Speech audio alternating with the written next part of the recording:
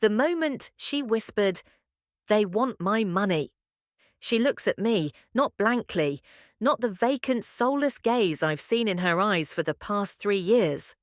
No, this time it's sharp, calculated, terrified, and then she says it barely above a whisper. "They're pretending I'm sick to steal my money." 8 words. 8 goddamn words from a child who was supposedly mute since birth. My stomach knots. I drop the spoon I was using to stir her nutritional shake. It clatters against the marble countertop of this monstrous Beverly Hills mansion, echoing louder than her voice ever has. And for a few heartbeats, I can't move, can't speak, can't even think. How the hell is she speaking? "My name is Caroline Mercer. I'm 31, a public school teacher and nobody from Oakland who married into a family so rich and connected, they think laws are just polite suggestions. My husband Ethan is the youngest son of the Barrington family, the real estate dynasty you read about in Forbes or see donating wings to hospitals. And the girl who just shattered my reality with one sentence. That's Chloe Barrington, my 8-year-old niece-in-law. Up until 5 minutes ago, Chloe was nothing more than a breathing doll mute, paralyzed, locked in a $9,000 wheelchair, and drugged beyond reason. I was told she was born with severe neurological disorders. The doctors handpicked by the family, of course, claimed she'd never walk or talk. So why is she looking at me now like she's been awake this whole time? You're not sick." I finally managed to ask, my voice barely more stable than hers. She nods. Slowly, then adds, "They give me pills to make me sleep. So I don't talk. They said they'd hurt me if I did." My knees go weak. I lean against the cold countertop, my brain screaming. Is this some kind of test? Is someone recording me right now? Could this be one of Eleanor's twisted games? But Chloe's trembling hands, her eyes welling with silent tears, tell me this is no prank. She means it. "Who said they'd hurt you?" I ask, trying to keep my voice calm even though my heart's jackhammering inside my chest. She hesitates. Then my mum, my grandpa, and grandma too. Amanda, Eleanor, and Gregory Barrington. The entire trinity of evil. But why pretend she's disabled? What the hell are they hiding? And then Chloe answers before I can ask. They said when I turn 18, all the money from Grandpa Blackwell will be mine, but not if I'm too sick to handle it. The words hit me like a punch to the chest. Inheritance, control, power. Suddenly, every condescending smile from Eleanor, every fake sweet whisper from Amanda, every cold stare from Gregory, they all make a sinister kind of sense. I try to breathe, but the room feels like it's closing in on me. I glance around the marble kitchen, immaculate, glossy, soulless, a prison in disguise.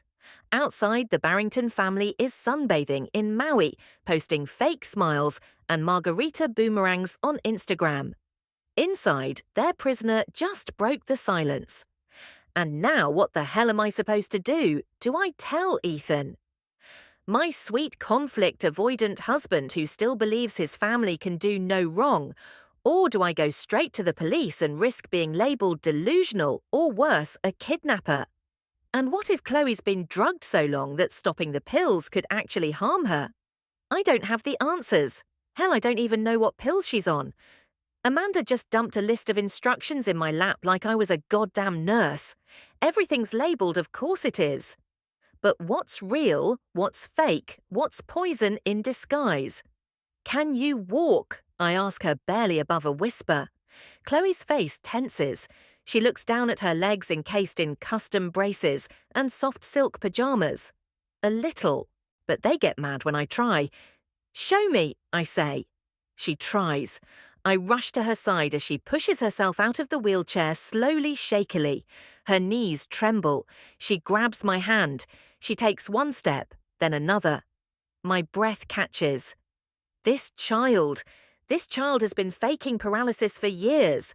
Not because she wanted to, but because she was forced to. "How long have you been able to move like this?" I ask, voice cracking. Her answer chills me more than anything I've heard all day. Since I was 5. That's 3 years of pretending to be a vegetable, 3 years of swallowing pills she didn't need, 3 years of being imprisoned inside her own body. But why now? Why did she finally speak? Why tell me? Why me, Chloe? I ask gently. Her eyes don't flinch. Because you look at me like I'm real. God damn it. My vision blurs with tears I refuse to let fall. This house, this family, this entire gilded cage is a lie. And the only innocent person in it just asked me for help the only way she could. But how far would the Barringtons go to protect their secret? What if they're watching right now? I glance at the ceiling corners, decorative moulding. Could there be cameras, mics? I lower my voice. Chloe, has anyone ever told you exactly how much money you're supposed to inherit? She nods again. 4 million. But I heard Grandpa Gregory tell Mommy, that's just the beginning if we keep things quiet. So it's bigger than 4 million, much bigger. And now I'm in the middle of it, and I only have one question spiraling in my mind. How the hell do I get her out without getting us both killed, the House of Lies and surveillance? I don't sleep that night. How could Chloe's words haunt me long after she drifts into a medicated stupor? I sit in the hallway outside her door, back pressed against the cold plaster, trying to make sense of the nightmare I've stepped into. The Barrington mansion is silent, but it's the kind of silence that pulses like something is alive in the walls watching. Listening. How long has this house kept secrets? When the morning light creeps through the floor-length curtains, I'm still wide awake, staring at the ornate carvings on the crown moulding, wondering which of them hide cameras. Why had I never questioned it before? Eleanor always made such a show of security. Cameras for Chloe's protection, biometric locks on her room just in case. But now it all feels sinister. What if Chloe isn't the only one being watched? What if I am too? After breakfast, I sit her up and gently ask, do you know if there are cameras in your room? She nods, 1 in the corner and 2 in the vent. But I think one's broken. My stomach turns. I pull out my phone, type a message to myself like a note. No more out loud questions. Eyes everywhere. That's when she motions for me to follow her. She's already figured out how to move in short bursts using the furniture and walls for balance. Her tiny hands grip the doorknob to her room with familiarity, and once inside she points under her hospital-style bed. There's a button underneath. If you hold it down, it cuts the feed for 2 minutes. I stare at her. How do you know that she doesn't blink? Mum showed me, said I could press it if I had to use the bathroom with nurses watching. 2 minutes, that's all we've got at a time. I hold the button, click, then I kneel next to her. Tell me everything, and she does. They started when I was 5. The pills made me dizzy, sleepy. Sometimes I'd fall over, then I just stopped trying to talk. They said if I was quiet, I'd stay safe. They'd put the money in a box until I was better. She doesn't know what trust funds are, but she knows how many pills she takes a day. She knows which ones make her drool, which make her hands shake. She knows that when she tries to speak, Amanda gets red-faced and rough. She knows Gregory visits at night not always to hurt her, but to remind her what silence is worth. She knows too much for any child, but what she doesn't know is what's on the paper she's been hiding. Come, she says, and leads me to her closet. It's cold, neat, too neat. No toys, no mess, no colour. Just pressed dresses, vacuum lines on the carpet, and a row of designer shoes no child should own. She pulls aside the lowest shelf. Beneath it is a false bottom, and under that, a small velvet pouch. Inside are documents, legal-looking things, bank forms, property details, letters from someone named Martin Blackwell. Grandpa Martin, she whispers. Her mother's father, the only family member, it seems, who might have actually loved her. The first paper is a letter, handwritten. To my granddaughter, Chloe. If you're reading this, then something has gone terribly wrong. I left this money to you because I believe in your future. I see what others refuse to see. This trust is yours when you turn 18. Don't let anyone take that from you. But they were already trying.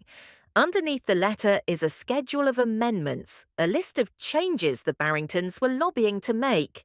Phrases like power of attorney, emergency guardianship, and long-term competency review jump out at me like warning flares. These people were building a legal trap, and no one on the outside had any idea. Suddenly I hear it, a click, not from her closet, from the hallway. I whirl around. The door is open, my blood runs cold. Someone's been watching. I gather the papers fast, shove them back in the pouch and tuck it under Chloe's mattress. She sees my panic and presses the camera kill switch again. They check, she whispers. They always check. Who checks Gregory? Or Amanda? Sometimes both. When they think I'm waking up too much. God, what am I in the middle of? I pull her close, feel how thin she is, how delicate. I could snap her in half with one hand, but she's stronger than I ever gave her credit for, and I'm not leaving her here. But how do I explain that I've just uncovered a multi-million-dollar fraud orchestrated by one of the most powerful families in the city? Would the police even listen? Would Ethan? He's not here. He left the day his family did. Said he was needed in Maui for networking dinners. Of course he didn't ask me first. Of course he left me alone. What if he's part of it? That thought makes me dizzy. No, Ethan is weak, not evil, but his family, they have no boundaries. And now I know too much. That night I don't sleep either. Instead, I sneak into the home office. It's locked, but Chloe tells me where Amanda keeps the key. Under the fake ficus in the hall. Obvious. The moment I walk inside, I feel like I've stepped into someone's persona. Designer desk, crystal paperweights, books that have never been cracked open. But what I'm looking for isn't decorative. I find it in the second drawer, a filing cabinet filled with documents bearing Chloe's name. Health records, legal notes, doctor's prescriptions, most of them unsigned. And then I see it an email printout from Amanda to Gregory. Subject line L needs to stay compliant until 18. Greg, let's talk about Judge Hayes again. I think he'll sign off if we keep up appearances. No more accidents like last Christmas. The sedatives need to be stronger. I'll start adding them to her food if the pills get risky. She's still a little too clever for our comfort. I have to press a hand over my mouth to keep from screaming. These people are monsters. And I'm alone here. Alone with a girl they'd rather see unconscious than aware. But I'm not leaving. Not yet. And definitely not without her. Still, one question won't stop clawing at me. How many more secrets are buried in this house? The diary under the mattress. The next morning, I wake up to the sound of Chloe humming softly in her room. Not baby lullabies, real music. Some old jazz tune I barely recognize, but she's humming it with precision. On key. Like someone who remembers what music feels like. I don't even know what surprises me more, that she's humming or that she remembers joy. She's sitting up in bed, cross-legged, staring at me with those crystal grey eyes that no longer look hollow. She looks alive. I make a mental note she's more coordinated today. She's speaking in full sentences, her eyes tracking smoothly, no signs of sedation. That means the pills really were keeping her in that zombie state. Which raises the question how long before her body starts reacting to the withdrawal, and more importantly, how long before someone notices she's acting too well. "Did you find anything last night?" she whispers, chewing on her thumbnail. I nod. More than I expected, but I need more. She hesitates, then reaches under her mattress. There's this. She pulls out a diary, a tiny leather-bound book, the pages worn thin, some sticking together. It smells faintly of dust and baby shampoo. This is how I remember stuff, in case they make me forget again. I sit beside her. She lets me open it. Page after page is filled with shaky handwriting lists, numbers and drawings. She's written down every incident she remembers, dates, times, names, even dialogue. There are entire sections labelled "Things to Remember If I Forget."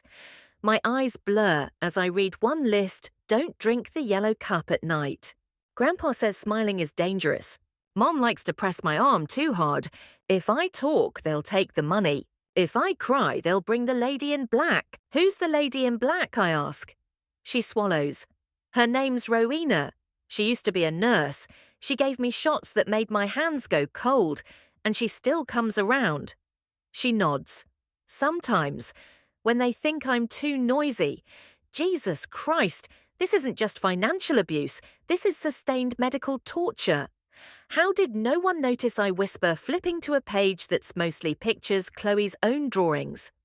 There's a crooked house with eyes in the windows, a stick figure with claws labelled Mommy, a smaller figure in a wheelchair mouth scribbled out in red ink. How did no one see this, or did they see it and look away? Can we tell someone now? She asks, her voice small. My instinct is to say yes. But then I think about Gregory Barrington and his list of judges, doctors, donors and cronies. The man has more power than most governors. And if I go to the wrong person, if I trust the wrong authority, Chloe will disappear. I need to be careful, I say. We need help. But we can't go to just anyone. I wish Ethan were here. God, I hate that I still think that. But I want to believe he'd listen, that he'd take our side. But I also know him. His silence is easier than truth. And his family has always come first. Always. A part of me still hopes he's just been blind. But what if he's been willfully blind? What if he knows what's wrong? Chloe asks, placing her hand on mine. I look down at her tiny fingers and wonder how she survived this long without anyone. I squeeze her hand. We're going to get you out of here, I promise. But even as I say it, I know what I'm really asking is, how do I fight a family that owns the system? The rest of the day I play the part, the doting aunt, the quiet caretaker, the obedient wife's wife. I make her lunch just the way she likes it now, without the chalky, crushed pills. I let her win at Uno. I read aloud from the book she pretends she can't read. Even though I've seen her secretly flipping pages when she thinks I'm not looking, she's testing me, waiting, wondering if I'll cave. I don't. Instead, after she naps, I dig deeper. Back in the office, I pry open a drawer I hadn't checked before. Hidden under a stack of insurance documents, I find a black flash drive. No label, no case. When I plug it into my laptop, there's just one folder. Chloe, 2019-2022, inside. Hundreds of video files. Most are labelled with timestamps and locations. Nursery cam 1 March, move kitchen, cam 3 April for move guest wing night, Julika move, surveillance footage of a child living her life like an inmate. I click one randomly. The screen shows Chloe strapped to a chair, head drooping. Amanda enters, yanks her chin up roughly. I can't hear the audio, but Amanda's lips move quickly, angrily. Chloe flinches. I watch Amanda slap her. Once, twice. Chloe doesn't move. Amanda smiles, then walks away. I click another. It's Gregory this time. He sits by her bed, talks low, calm. His hand touches her hair, then her shoulder, then her neck. He leans in, whispers something into her ear. Chloe flinches again. I pause the video. I need to throw up. I yank the drive from the laptop, shove it into my bag. This is it. This is what I needed. Now the question is, who do I trust with it? That night after I put Chloe to bed, I sit on the balcony and text the only person I can think of, Lauren Bishop, an old friend from college, now a lawyer for the city. She used to say she'd specialize in family law so she could take down monsters in cardigans. I text her 2 words. Need help. She replies within a minute. What kind? I hesitate, then send another. Child abuse, rich family, medical fraud, possibly worse. The typing bubbles appear, then vanish, then appear again. Finally, she writes, "Where are you? I'll come. Don't trust anyone, not even your husband." And that's when I hear it. The creak of floorboards, not Chloe's. She's asleep. Someone else is in the hall, watching, waiting. Did they read my texts? Did they find the flash drive? Or worse, do they already know Chloe's been talking caught in the act? The hallway is silent again, but not in a peaceful way. It's that eerie stillness just before something breaks. I step back from the balcony door, gently slide it shut behind me, and kill the bedroom lights. I wait. Nothing. No footsteps. No voices. Just the humming of central air too smooth for a house this big. I cross the floor slowly, grab my phone, and reread Lauren's last message. Don't trust anyone, not even your husband. Why did that part sting the most? I creep to the bedroom door and press my ear against the polished wood. Still nothing. But I felt something out there. And in this house, your instincts matter more than logic. Down the hall, I hear it a click. Then another. Not loud, subtle, mechanical. It's coming from Chloe's room. I don't hesitate. I fly down the hallway barefoot, throw her door open just in time to see Amanda standing beside the bed, holding something in her hand.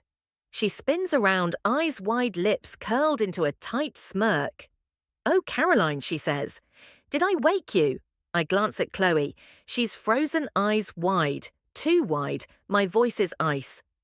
"What are you doing in here?" Amanda holds up the object. A syringe. It's just her night dose. "Relax. No one said anything about injections." She shrugs.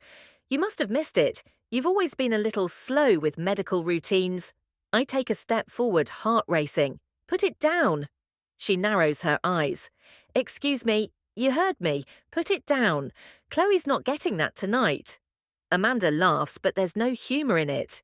"You've been here 5 days, Caroline. 5. You think you suddenly know what's best for my daughter." I let the word cut. Daughter. "That's funny. I haven't seen you hug her once." Her face hardens. "Get out." Chloe shifts in bed, her voice barely audible. She said it makes my hands go numb. I glance down at the syringe. The liquid is cloudy. Wrong. I can feel it in my gut. "You drug her to keep her quiet," I whisper. "You keep her weak so she can't fight. You're afraid of her, aren't you?" Amanda doesn't blink, doesn't even flinch. She just lunges. She grabs my wrist with shocking force, the syringe still clutched in her other hand. "She is my child, not yours, not anyone's.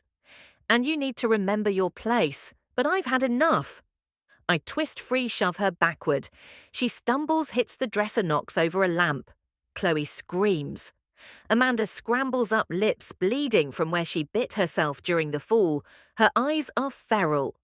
"I will destroy you," she hisses. "Not if I get there first," I snap. At that moment, footsteps echo down the hallway. Heavy, deliberate, Gregory.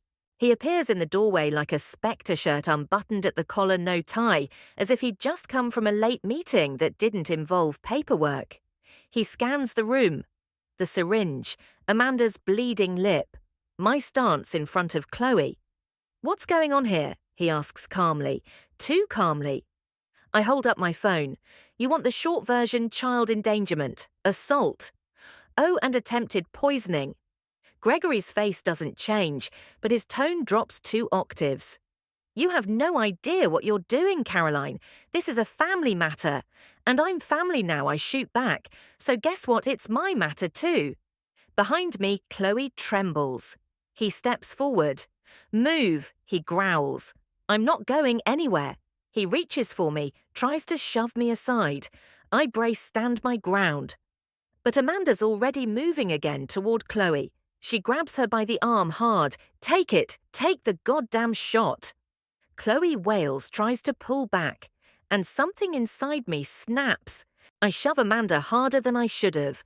She crashes into the antique bookshelf with a violent thud, knocking a glass vase to the floor. It shatters. Gregory grabs me, his grip vice tight. "That's assault," he snarls. "James, call the police." James. A figure appears behind Gregory Ethan's older brother, suit still perfectly pressed. He holds his phone but doesn't dial. He's watching me, watching Chloe, and he's smiling. These bastards don't think they've lost yet.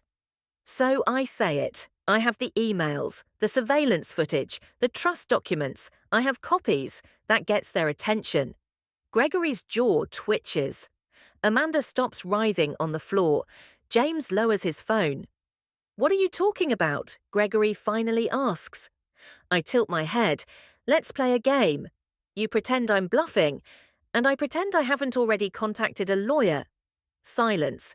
Then a slow clap from behind me. It's Ethan. He's standing in the hallway, eyes tired, voice measured.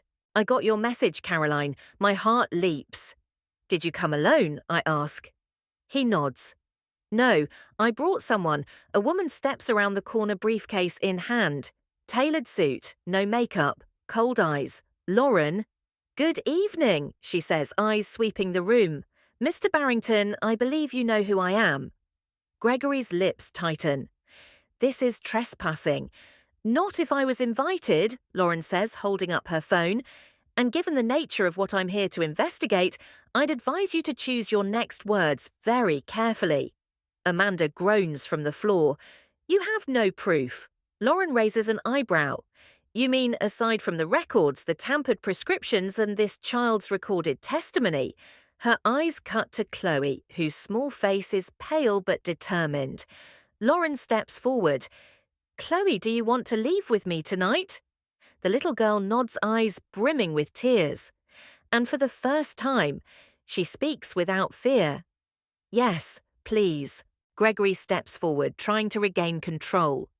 This is a mistake. The girl is mentally unwell, delusional. You're making a terrible. You shut up, Amanda shrieks, lurching to her feet. She lunges at me, wild and red-eyed. Lauren steps between us as a voice shouts from downstairs, LAPD, everyone stay where you are. And just like that, the house of cards begins to collapse. Police pour into the room. Officers separate everyone, placing Amanda in cuffs almost immediately. She's still screaming, kicking. Gregory tries to calm her, to negotiate, but no one's listening now, because Chloe's voice finally matters. Ethan stands beside me, shell-shocked. I reach for Chloe's hand, grip it tight.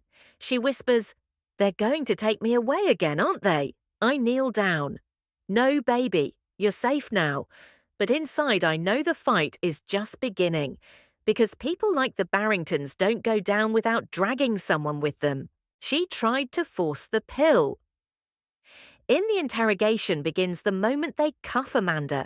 She kicks, screams, spits venom with every word. She's mine. You don't get to take her. That little bitch belongs to me. It takes 3 officers to drag her out of Chloe's room. Gregory doesn't flail like his daughter. He doesn't scream. No, Gregory Barrington plays a longer game, silent rage. He folds his arms behind his back and studies me like he's measuring the size of the knife I just stabbed into his empire.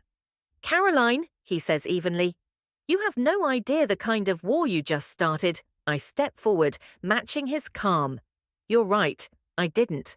But I'm going to end it. He doesn't reply. Just lets himself be escorted downstairs, still composed, still in control, until Lauren drops a single line. Oh, and Gregory. That family court judge you paid off, he already flipped. We've got the wire. His right eye twitches. Just a flicker. But it's the first crack I've seen. And God, it feels good. Upstairs, Chloe clutches my arm as a CPS worker kneels in front of her. Hi, sweetheart. My name's Vanessa. We're going to take you somewhere safe tonight, okay? Chloe's eyes dart to me. Panic. Pure and wild. No, she whispers. Please, I want to stay with her. The worker's kind but firm. Just for now, honey. We have to evaluate. Lauren steps in. She's safer here. Caroline has legal standing as family and an eyewitness. The judge already signed an emergency guardianship motion. Vanessa blinks.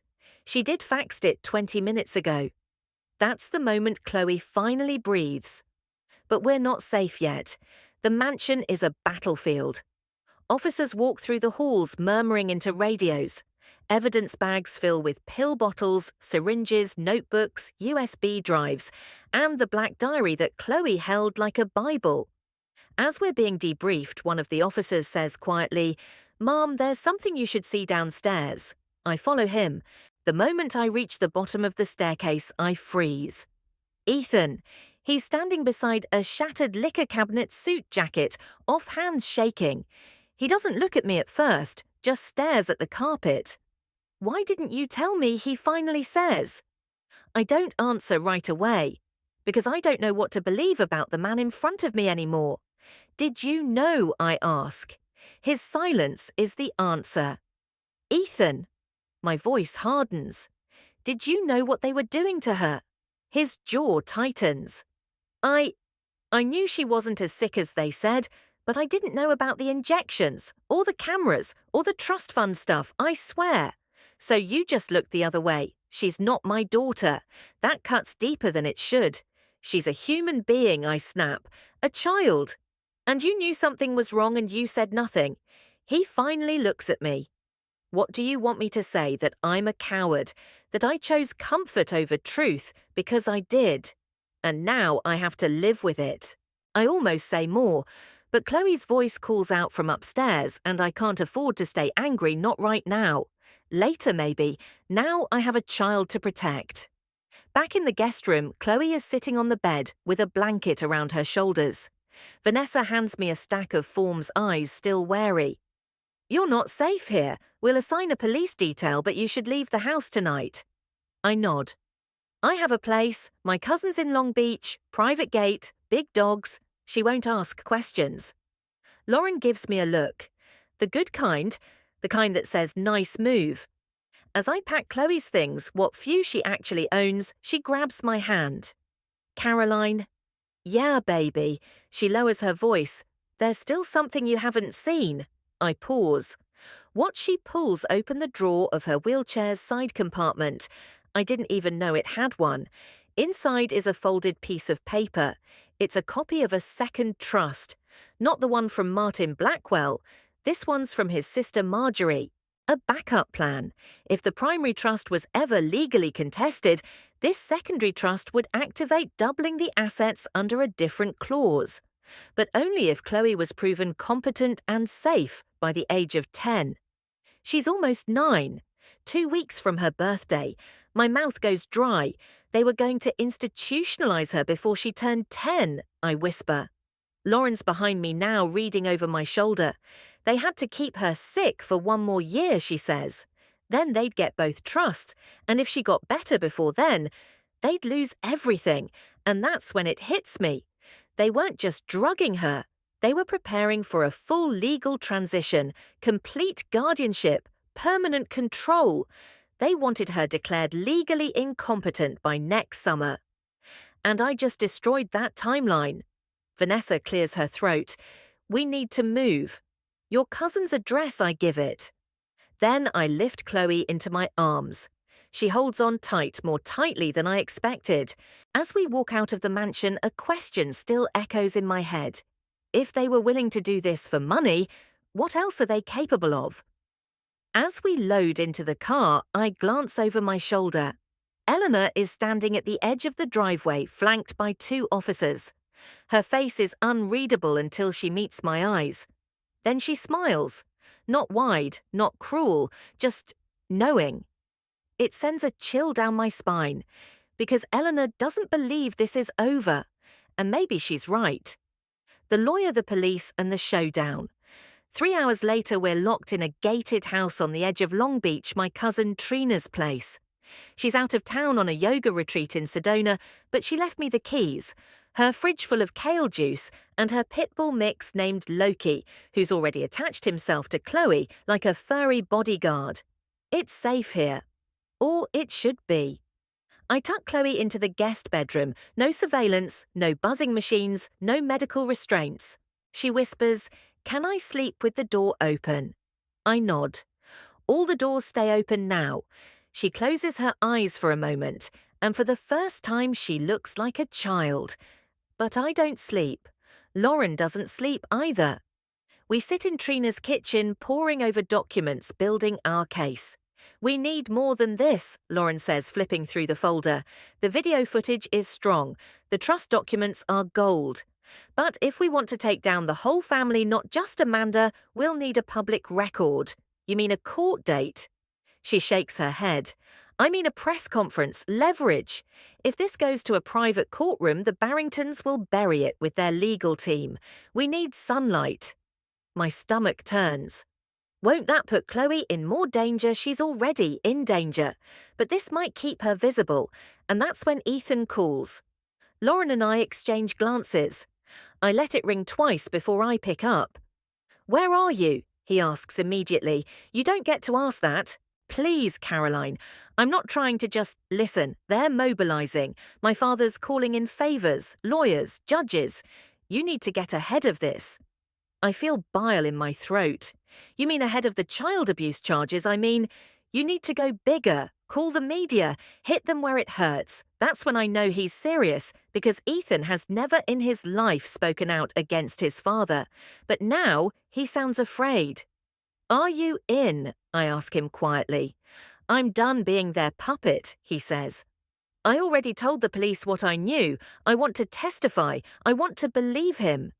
God, I want to believe this man I once called home. But deep down, I still have that one nagging thought. Why did it take him so long to choose the right side?" We hang up, and Lauren leans forward.